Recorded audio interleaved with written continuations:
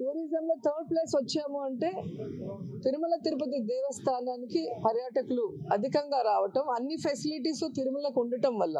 So అదే క్రమాన్ని రాష్ట్రం అంతా కూడా ఉండే ముఖ్యమైన టెంపుల్స్ అన్నిటినీ కూడా ఆ విధంగానే పర్యాటకులు వచ్చే విధంగా ఈరోజు ఈ ప్యాకేజెస్ అనేది డిజైన్ చేయడం జరిగింది.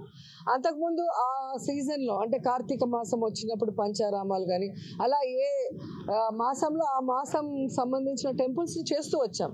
అలా కాకుండా ఎవ్రీ డే ఈ రోజు నుంచి 0% commission, low and fair prices.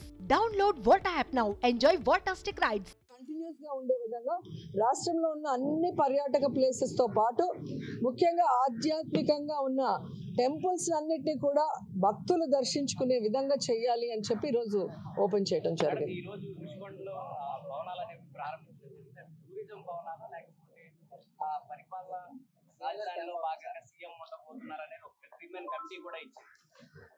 ఈరోజు ఋషికొండలో ఆల్రెడీ హరిత రిసార్ట్స్ అని చాలా పాతవి ఉండేవి.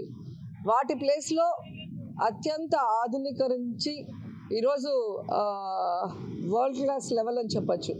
ఈరోజు 7 బిల్డింగ్స్ని నిర్మించడం జరిగింది.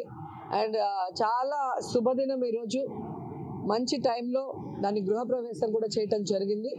యాక్చువల్గా టూరిజం కోసం అన్ని పర్మిషన్స్ తీసుకొని చాలా అద్భుతంగా 7 భవనాల్ని నిర్మించడం జరిగింది. కానీ ఈ మధ్య 3-man కమిటీ ముఖ్యమంత్రి గారు వస్తే మరి పార్టీ కార్యాలయంగా ఎక్కడ ఉంటే బాగుంటుంది అంటే ప్రభుత్వంలో భాగమే ముఖ్యమంత్రి అంటే, పర్సనల్గా కాదు కదా. సో ముఖ్యమంత్రి గారు ఎక్కడ ఉంటే బాగుంటుంది, ఎక్కడి నుంచి పరిపాలిస్తే బాగుంటుంది అన్న క్రమంలో 3-man కమిటీ వైజాగ్లో ఉన్న అన్ని ప్రదేశాలని కూడా సందర్శించారు. దాంట్లో ఇక్కడ ఉంటే బాగుంటుంది అని రిషికొండని ఫైనలైజ్ చేయడం జరిగింది. సో ఇప్పుడు జగన్మోహన్ రెడ్డి గారు డెసిషన్ తీసుకోవాలి, అక్కడి నుంచి పరిపాలించాలా లేదా వేరే ప్లేస్ నుంచాలి. జగన్మోహన్ రెడ్డి గారు అది డిసైడ్ చేస్తే ఇక్కడి నుంచి చేస్తే బాగుంటుంది అని రిషికొండ నుంచి మరి క్యాంప్ ఆఫీస్గా పరిపాలన స్టార్ట్ అవుతుంది, లేదంటే టూరిజం స్పాట్గానే అది కంటిన్యూ అవుతుంది, టూరిజం రిసార్ట్గానే కంటిన్యూ అవుతుంది.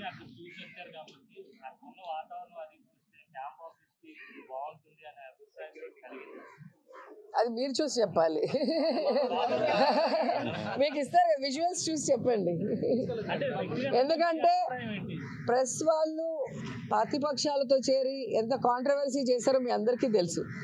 అంత కాంట్రవర్సీ చేయాల్సిన అవసరం కూడా లేదు.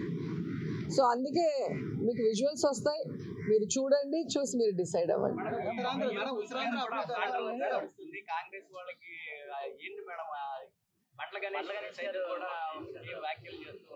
ఎవరతను ఎవరో 7 o'clock బ్లేడ్తో కోసుకొని చచ్చిపోతానన్నాడు ఆయనేనా? ఏం చెప్తాం వాళ్ళ గురించి. కానీ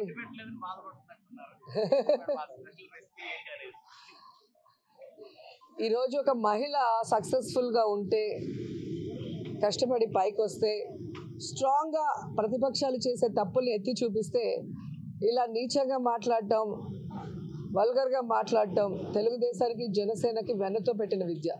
సో మహిళలు అందుకే వాళ్ళని అసహించుకున్నారు అనేది కూడా మీరు గమనించాల్సిన విషయం.